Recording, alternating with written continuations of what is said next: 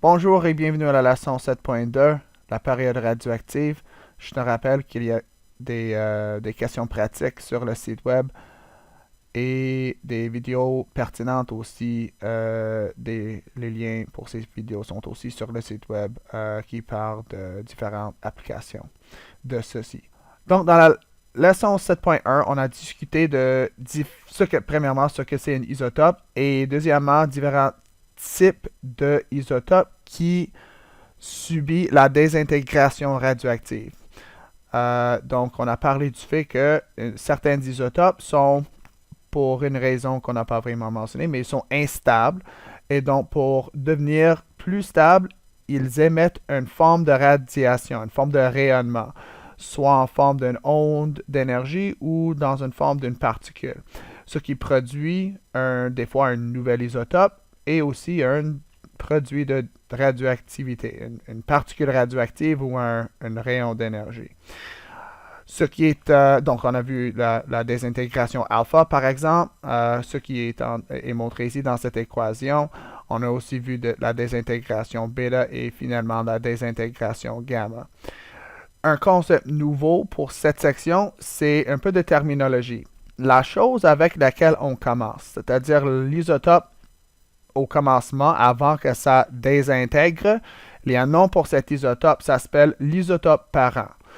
Et l'isotope qui est produit, c'est-à-dire l'isotope à la fin de ce processus de désintégration, ceci a aussi un nom, ça s'appelle l'isotope fils. Donc, par exemple, dans l'équation ici, le radium-226 est l'isotope parent, ça subit la désintégration alpha et ça produit une particule alpha, mais aussi un isotope fils, ce qui est le radon-222. Donc, n'importe quelle forme de désintégration radioactive commence avec un isotope parent et produit un isotope fils. Et on peut mesurer le temps que ça prend pour qu'un certain isotope effectue cette désintégration. Donc, cette période, ou plutôt une façon de mesurer le temps que ça prend, ça s'appelle une période radioactive, aussi appelée une demi-vie. C'est le temps nécessaire pour que la moitié des noyaux d'un échantillon d'isotope radioactif se désintègre, ce qui est un constant pour tout isotope radioactif. Donc, par exemple, si on regarde la désintégration de carbone 14, ça subit la désintégration bêta en passant. Un neutron dans le carbone 14 change à un proton en produisant azote 14 et un électron, ou autrement dit une particule bêta, est émise. Donc, disons, pour regarder la période radioactive, disons qu'on a 10 atomes de carbone 14, 10 isotopes de carbone 14. Ce que c'est la période radioactive ou la demi-vie, c'est le temps que ça prend pour la moitié de ces isotopes de désintégrer. Donc, dans cet exemple, combien de temps ça prend pour 5 des 10 atomes de désintégrer de carbone 14 à l'isotope fils azote 14? Checkez cette animation. Ça m'a pris 20 minutes.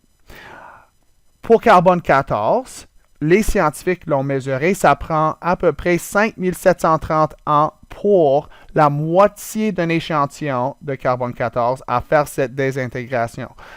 C'est-à-dire, donc dans l'exemple, on a commencé avec 10 atomes, mais on pourrait parler en termes de 10 millions d'atomes ou 10 000 grammes ou une tonne. Peu importe la quantité, la période radioactive mesure le temps que ça prend pour la moitié d'un certain isotope à désintégrer. Et c'est spécifique, le montant de temps que ça prend, c'est différent pour chaque isotope.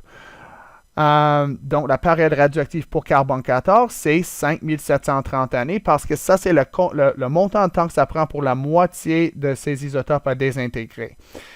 Vous vous demandez peut-être, mais pourquoi est-ce qu'on ne peut pas mesurer le temps que ça prend pour juste un isotope à désintégrer ou tous les isotopes à désintégrer? La raison pour laquelle on le mesure en termes de période radioactive ou demi-vie, c'est parce que c'est impossible de prédire si un isotope spécifique va désintégrer ou quand ça va désintégrer. C'est-à-dire, si on commençait avec juste un atome de carbone 14 et on voulait dire quand est-ce que ça va désintégrer, il n'y a aucune façon de savoir quand ça va arriver. Ça se peut que c'est dans 10 secondes, 10 années, 10 millions d'années, on ne sait pas. Mais, avec différents isotopes, disons carbone 14, les scientifiques ont mesuré la probabilité le temps que la moitié se désintégrera. Donc, c'est le temps que ça prend pour la moitié statistiquement à désintégrer. Et donc, comme j'ai dit, différents isotopes ont des périodes radioactives ou des demi-vies de différentes longueurs. Voici quelques-uns.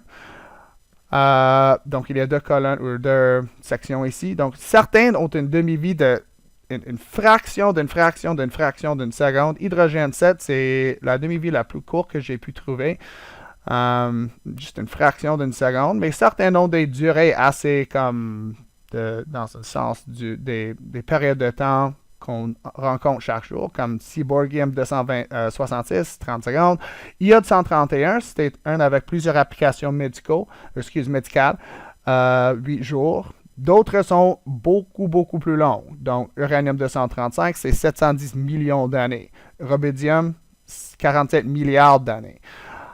Juste un petit matière de terminologie. Souvent, au lieu d'écrire comme, par exemple, 710 0,00000 ans, on écrit des fois juste MA pour représenter 1 million d'années. Donc, ce que le 710 MA veut dire ici, ça veut dire 710 millions d'années. Juste une petite chose de terminologie. On peut montrer différents aspects de la désintégration radioactive du carbone 14, par exemple, sur un tableau comme cela ou sur un graphique qu'on va vous montrer dans la prochaine image. Mais disons qu'on commence à 0. Donc, voilà, on a une certaine quantité d'isotopes de carbone 14.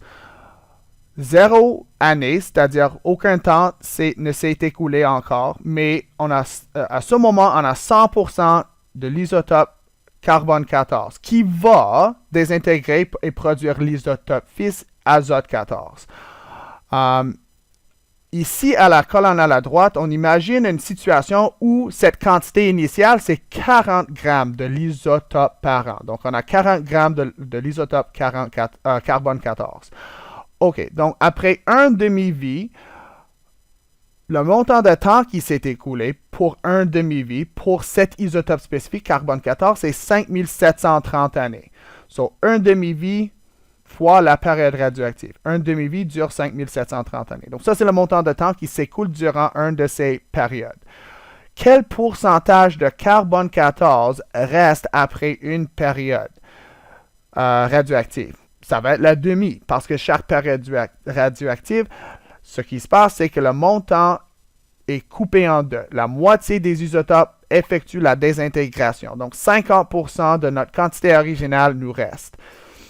Combien de l'isotope fils est produit? Donc, dans ce cas, quel pourcentage de notre quantité totale d'isotopes, quel pourcentage de N14 est produit? 50%. Donc, c'est-à-dire de notre 100% de notre collection d'isotopes, 50% a désintégré, c'est-à-dire qu'on a perdu la moitié de notre carbone 14 et on a produit cette quantité en azote 14. Ce qui était perdu ici était gagné par l'isotope fils. Donc, si on regarde la situation où on commençait avec une quantité de 40 grammes de notre isotope par an, combien nous reste après une période radioactive? Well, ça serait coupé en demi. Donc, 20 grammes nous reste de isotope carbone 14. Ce n'est pas écrit ici, mais combien de l'isotope fils serait produit? 20 grammes. Ce qui est perdu par l'isotope par an est gagné par l'isotope fils. Regardons ce qui se passe après 2 périodes radioactives. Donc, combien de temps s'écoule pendant 2 périodes radioactives? Ça serait 2 fois la durée d'une période radioactive. Donc, si vous voulez essayer de le deviner, ça va être 11 460 années. Pour carbone 14. Encore, c'est différent pour différents isotopes. On parle uniquement de carbone 14 dans cette situation. Alors, quel pourcentage de carbone 14 nous resterait après une deuxième période radioactive? De notre 100% original, il nous resterait seulement 25%. parce que notre 50% qui nous restait après une période radioactive est coupé en deux. Donc 50 divisé par 2, ça fait 25. Pouvez-vous deviner combien serait produit de l'isotope fils à ce moment? Combien d'azote 14? Donc, comme j'ai dit, ce qui est perdu ici par l'isotope parent est gagné par l'isotope fils. Donc, 25% est perdu ici, c'est-à-dire 25% est ajouté ici pour faire un total de 75% de l'isotope fils à ce moment. Donc, de notre 100% carbone 14 qu'on avait au commencement, après 2 périodes radioactives, il nous reste seulement 25% de notre isotope parent original et on a produit le pourcentage de isotope fils qui est là, c'est 75%. Donc, si on voulait regarder combien de carbone 14 nous resterait de notre 40 grammes ici, on prendrait notre 40 grammes initial, on le diviserait en deux fois. Donc, 40 divisé par 2, ça faisait 20 avant. Une autre période radioactive s'écoule, il nous reste seulement 10 grammes de l'isotope parent. Et nous aurions 30 grammes de l'isotope fils, ce qui n'est pas écrit ici. Après une troisième période radioactive qui durerait 17 190 années, donc 3 fois la période radioactive, ce qui représente 3 demi-vies, on couperait la quantité de isotope parent en demi encore. Donc 25 divisé par 2, ça fait 12,5. Et ce qui est perdu ici est ajouté à l'isotope fils. Donc remarquez aussi que le total ici, entre ce qui reste de l'isotope parent et ce qui est produit de l'isotope fils, ensemble, ça fait 100%, parce qu'on ne peut pas juste faire disparaître quelque chose. Ce qui était ici est devenu l'isotope fils. Donc, ce qui était l'isotope parent est devenu l'isotope fils. Donc, encore, on perd 12,5% ici, c'est ajouté ici. 75 plus 12,5, ça fait 87,5. Si on voulait savoir combien il nous reste de notre 40 grammes, on prend notre quantité originale et on le divise en deux pour chaque période radioactive. Il y a 3 périodes qui se sont écoulées, donc on le divise en 3 fois pour nous donner 5 grammes après ces 3 périodes.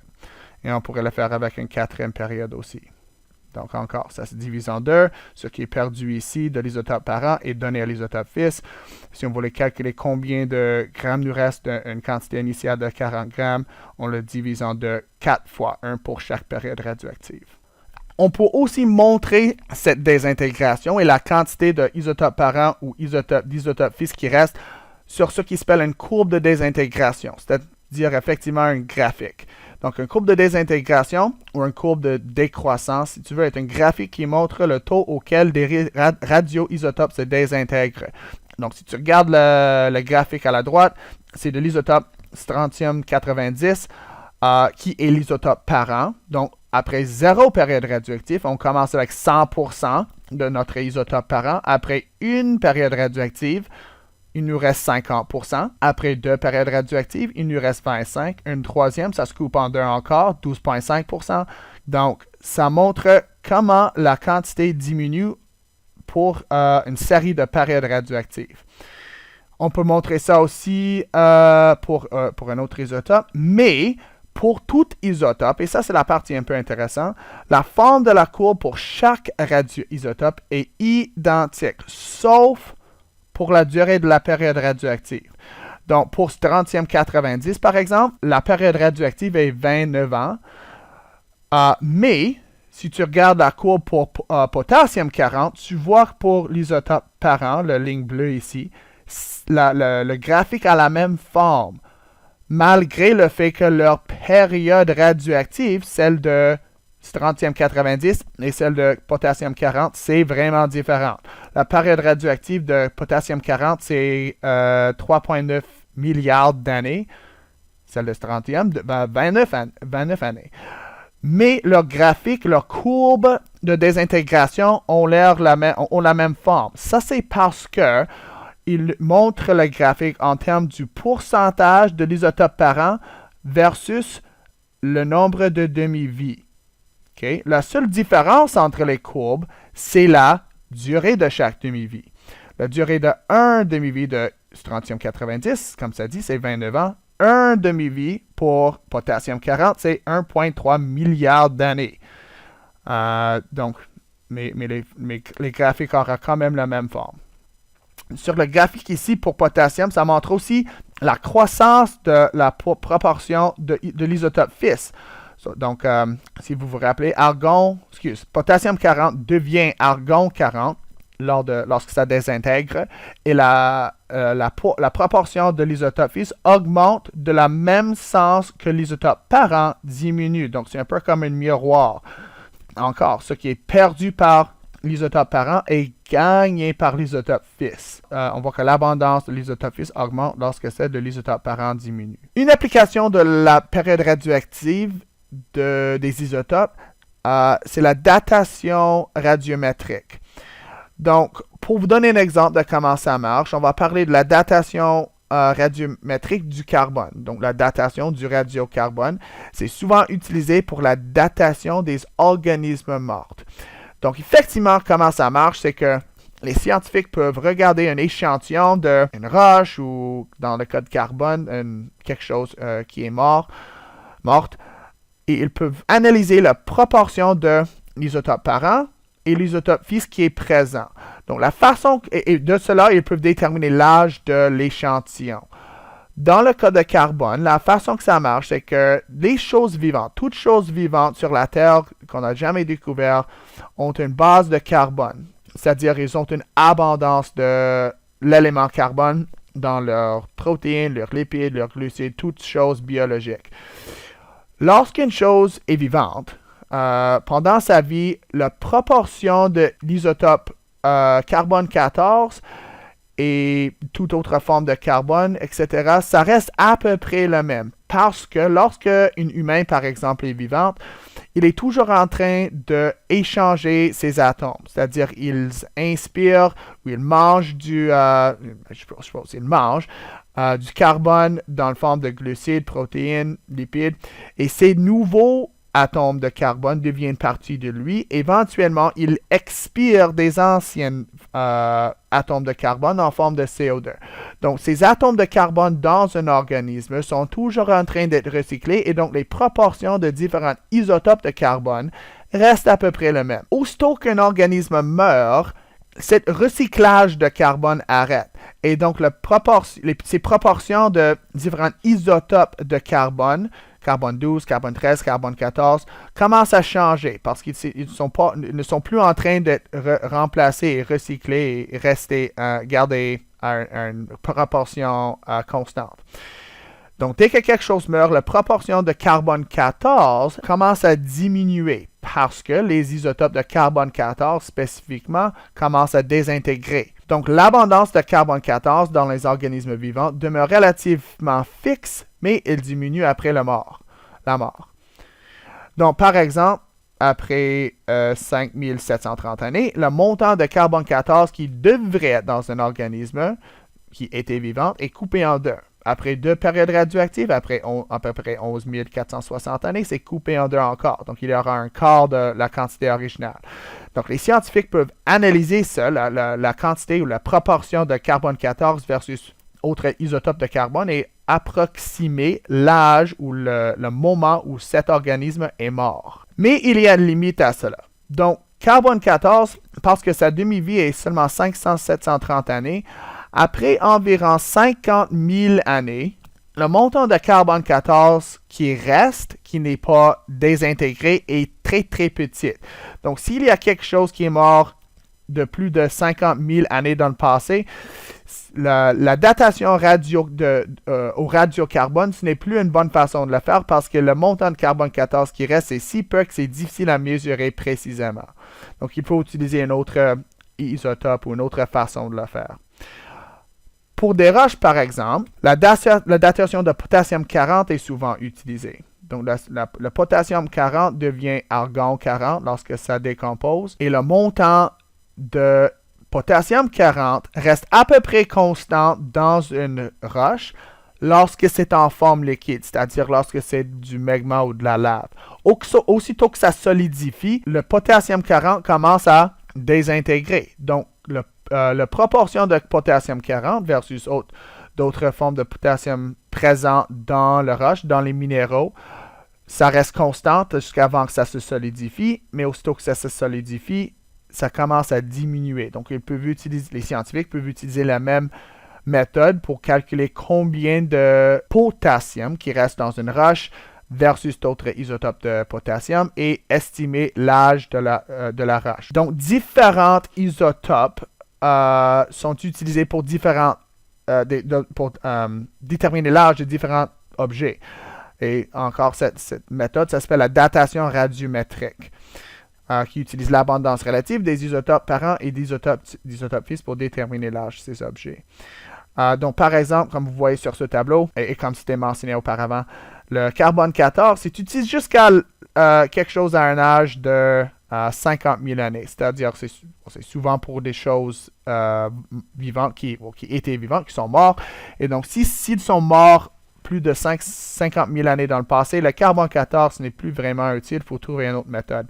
Mais pour des roches ou des minéraux qui sont beaucoup plus âgés que 50 000 années, souvent, on peut utiliser d'autres isotopes, par exemple le potassium 40, qui est utile pour des roches, par exemple, qui se sont solidifiées entre 10 000 années et 3 milliards d'années dans le passé. Et il y a plusieurs d'autres applications selon la période radioactive de différents isotopes. Voici quelques-uns. Donc, les détecteurs de fumée utilisent souvent un isotope de americium qui effectue la désintégration alpha. Je pense que j'ai mentionné l'iode 131 qui est utilisé souvent pour le traitement du cancer, surtout le cancer de la thyroïde. Donc, juste pour récapituler, une période radioactive est le temps nécessaire pour 50% d'une espèce d'isotope dans un échantillon de se désintégrer à son isotope fils. La réduction dans l'abondance d'un isotope peut être représentée dans une graphique avec une courbe de désintégration, comme vous le voyez ici pour strontium-90. Et tous isotopes ont la même forme de courbe de désintégration, c'est la désintégration exponentielle. Où ça devient vraiment petit. Mais effectivement, un détail intéressant, c'est en théorie, ça n'arrive jamais à 0. Ça s'approche à 0, mais ça n'y arrive jamais, en théorie. Mais ce qui diffère entre isotopes dans ces graphiques, évidemment, c'est la durée de chaque demi-vie. Strontium, c'est 29 ans, par exemple. Mais pour un autre isotope, ça serait une durée de temps différente. Avec des périodes radioactives, on peut déterminer l'âge des minéraux vivantes ou non vivantes. Donc, ça, c'est l'application de la datation radiométrique que j'ai mentionnée. Et donc, oui, je serai capable de répondre à quelques questions dans les exercices pratiques.